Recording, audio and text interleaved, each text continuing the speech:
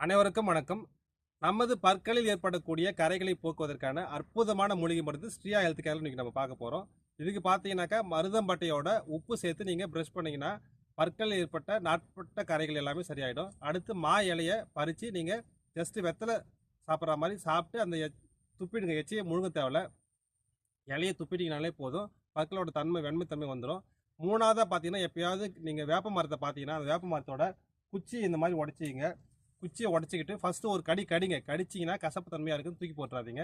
ஒரு 5 நிமிஷம் அந்த மாதிரி கடித்து ப்ரெஷ் மாதிரி நல்லா சூப்பராக ஆன பிறகு அதை வந்து ஒரு 10 நிமிஷம் பல் வளர்க்குனீங்கன்னா பற்களில் பழைய கரைகள் வெத்தலை பாக்கு போட்டது எல்லா கரையுமே வந்து சுத்தமாக கிளியர் ஆகிடும். உங்களுடைய பற்கள் ஈரோடு தன்மை எல்லாமே வலுவாக இருக்கும். இந்த வாய்ப்பை